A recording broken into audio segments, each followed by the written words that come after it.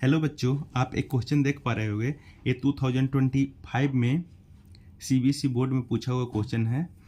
इसमें आप देख रहे हो क्वेश्चन में दिया हुआ है sine a minus b equal to 1/2 and cos a plus b equal to 1/2 and a plus b का वैल्यू है वो 0 से 90 के बीच में लाई कर रहा है।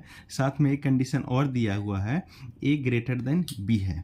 तो हमें फाइंड आउट करने के लिए बोल रहा है a एंड b का वैल्यू क्या होगा। तो इस क्वेश्चन को सोल्व करने के लिए सबसे पहले हमें ये पता होना चाहिए कि साइन के किस थीटा पे कितना वैल्यू होता है। जैसे मैं यहाँ पे एक चार्ट बना रखा हूँ जिसमें आप देख पा रहे हो कि लेफ्ट साइड, सबसे लेफ्ट साइड में मैं लिखा हूँ theta, sine theta, cos theta, और उसके अकॉर्डिंग यहाँ पे 0 डिग्री पे साइन का वैल्यू क्या होगा, 30 पे क्या होगा, 45 पे क्या होगा, 60 पे क्या होगा, 90 पे क्या होगा। सबको एक बार रिवाइज कर लेते हैं और इस तरीके से हम सिर्फ साइन और कॉस का याद करके हम टैन, कॉट, सेक और कोसेक का भी वैल्यू बता सकते हैं। जैसे अगर देखें तो साइन 0 का वैल्यू जीरो होता है, साइन 30 का वैल्यू 1/2, साइन 45 का वैल्यू 1/√2, साइन 60 का वैल्यू √3/2 एंड साइन 90 का वैल्यू 1। उसी तरह कॉस 0 का वैल्यू 1 होता है, कॉस 30 का वैल्यू √3/2, कॉस 45 का वैल्यू 1/√2। तो साइन और कॉस 45 दोनों का वैल्यू होता है 1/√2 और कॉस 60 का वैल्यू होता है 1/2 एंड कॉस 90 का वैल्यू होता है 0। अब हम बताएं कि सिर्फ साइन और कॉस का वैल्यू याद करके आप किसी का भी वैल्यू निकाल सकते हो। जैसे अब हम ये जानते हैं टेन थीटा इजकल टू होता है sine theta divided by cos theta. तो अगर मान लो कि हमें tan 30 का वैल्यू निकालना है एज एग्जाम्पल्स, कि हमें tan 30 का वैल्यू निकालना है। हमने tan का याद नहीं किया है पर हमें साइन और कॉस का याद है, तो हम यहाँ से देख लेंगे कि साइन 30 का जो वैल्यू होगा, साइन 30 का वैल्यू होगा डिवाइडेड बाई कॉस 30, वही हो जाएगा tan 30 का। कहने का मतलब sine 30 divided by cos 30 equal to tan 30। तो अब यहाँ से अगर हम देख पा रहे होंगे तो साइन 30 का वैल्यू कितना है 1/2 और कॉस 30 का वैल्यू कितना है √3/2। तो अगर इस तरह के इक्वेशन आपको सोल्व करने आता होगा, m/n डिवाइडेड बाई x/y रहे, तो हम इसको ऐसे लिख सकते हैं कि जो सबसे नीचे रहता है सबसे ऊपर चला जाएगा और ये दोनों आपस में मल्टीप्लाई होता है।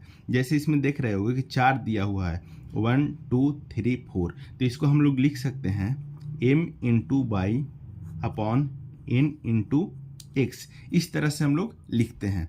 अब यहाँ पे अगर आप देख पा रहे होगे तो सबसे नीचे में कितना है 2, तो जो सबसे नीचे में 2 है वह 1 से मल्टीप्लाई हो जाएगा और 2 और √3 आपस में मल्टीप्लाई होके डिनोमिनेटर में रह जाएंगे। तो नोमिनेटर में क्या रहेगा 1 × 2 डिवाइडेड बाई 2 × √3। अब देख रहे हो कि 2 से 2 कैंसिल आउट हो गया और यहाँ पे क्या बच गया tan 30 का वैल्यू हो गया 1/√3।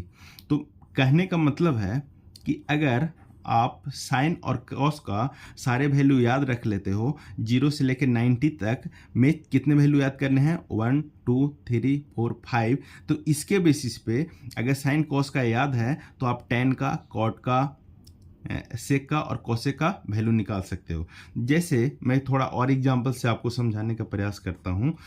अगर आपको कॉट थीटा का वैल्यू निकालना है तो हम लोग जानते हैं कि ये tan थीटा का रेसिप्रोकल होता है। अगर tan थीटा को हम लोग रेसिप्रोकल कर दें तो हम कॉट थीटा निकाल सकते हैं। अगर हमें सेक थीटा का वैल्यू निकालना है तो सेक थीटा कॉस थीटा का रेसिप्रोकल होता है, means 1/cos theta equal to sec theta बोल सकते हैं। और अगर हमें कोसेक थीटा का वैल्यू निकालना हो तो ये होता है 1/sin थीटा। तो इस तरह से अगर हम साइन कॉस का वैल्यू याद रखते हैं तो हम किसी भी आइडेंटिटी का वैल्यू निकाल सकते हैं। आइडेंटिटी कहने का मतलब tan theta, cot theta, sec theta और कोसेक थीटा। अब हम अपने क्वेश्चन पे आते हैं। क्वेश्चन में दिया हुआ है sine a minus b equal to 1/2 and sine a plus b equal to 1/2। 2। तो अब हम देखते हैं कि साइन का किस थीटा पे वैल्यू 1/2 होता है। क्यों? क्योंकि थीटा की जगह पे क्या है, a माइनस बी। तो अगर साइन का वैल्यू कितना है, 1/2, तो यहाँ पे हम लोग देख पा रहे हैं कि साइन 30 का वैल्यू 1/2 है। तो हम यहाँ से लिख सकते हैं a minus b equal to 30 degree. इसको इक्वेशन 1 मान लेते हैं। क्यों? क्योंकि इसमें दो वेरिएबल है, a एंड b। और तो इसी तरह हम इस इक्वेशन को 1 बोल देते हैं। दूसरा में क्वेश्चन क्या दे हुआ है, sine a plus b equal to 1/2। Sorry, ये साइन नहीं है, यहाँ पे कॉस है। क्या है? Cos. Cos a plus b का वैल्यू कितना है, 1/2। तब आप देख पा रहे होगे कि कॉस 60 डिग्री का वैल्यू होता है 1/2। तो यहाँ से हम लोग बोल सकते हैं a plus b equal to 60 degree. इसको इक्वेशन 2 बोल दिए। अब क्या करेंगे कि एक इक्वेशन 1 प्लस इक्वेशन 2 करेंगे। तो इसको करने से क्या होगा कि जो b ऊपर में देख रहे हो कि माइनस में है और इक्वेशन 2 में प्लस में है, तो b भी कैंसिल आउट हो जाएगा। मतलब हम लोग यहाँ से बोल सकते हैं a minus b plus b equal to 30 degree plus 60 degree. अब यहाँ से देखोगे तो b और b कैंसिल हो गया। तो यहाँ से हम लोग लिख सकते हैं 2a equal to 60 plus 30 equal to 90 degree. तो a का वैल्यू कितना हो जाएगा, 45 डिग्री। ठीक है, हमने a का वैल्यू निकाल लिया। और हम a लीनियर इक्वेशन से जानते हैं कि अगर दो वेरिएबल का कोई भी इक्वेशन हो, एक वेरिएबल का वैल्यू अगर हम निकाल पा रहे हैं तो उस इक्वेशन में जो जिस वेरिएबल का वैल्यू निकाल रहे हैं उसको पुट करेंगे तो दूसरा वेरिएबल अपने आप आ जाता है। जैसे अगर हम यहाँ पे पुट करें a का वैल्यू इक्वेशन 1 में, तो a कितना दिया हुआ है, 45 डिग्री। एंड b का वैल्यू हमें फाइंड आउट करना है, क्योंकि हमने a का वैल्यू फाइंड आउट कर लिया। अकॉर्डिंग टू क्वेश्चन a और b दोनों को वैल्यू फाइंड आउट करने के लिए कह रहा है। a का वैल्यू आ गया 45, हमें b का वैल्यू फाइंड आउट करना है। तो a का वैल्यू इक्वेशन 1 में पुट कर रहे हैं। अगर देखोगे तो a का वैल्यू कितना है, 45 पुट कर दिए, b का वैल्यू निकालना है। इसको 30 से इक्वेट करते हैं, क्योंकि इक्वेशन अगर राइट हैंड साइड में देखोगे तो 30 दिया हुआ है।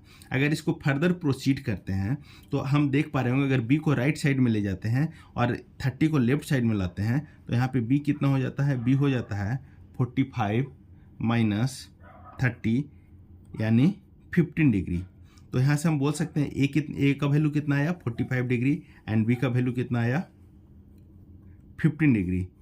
अकॉर्डिंग टू क्वेश्चन ये भी दिया हुआ है कि a plus b not exceed to 90 and not less than 0 degree. तो यहाँ पे अगर हम एक अपने जो आंसर आया उसको इस कंडीशन से मैच करते हैं, क्या है हमारा कंडीशन फॉलो कर रहा है। अगर हम लोग करें तो 45 प्लस 15 तो 60 डिग्री होता है, जो कि 0 और 90 के बीच में लाई कर रहा है। दूसरा कंडीशन अपना दिया हुआ है कि जो हमारा आंसर होना चाहिए वो always a greater than b होना चाहिए। तो जाहिर सी बात है a का अपना वैल्यू आया 45 डिग्री एंड b का आया 15 डिग्री। तो हम लोग इस बेसिस पे बोल सकते हैं कि हमारा आंसर बिल्कुल सही है विथ कंडीशन। ठीक है, तो आप देख पा रहे हो a का वैल्यू कितना हो गया 45, b का 15 डिग्री, और it's my answer. You can write down. Okay, धन्यवाद।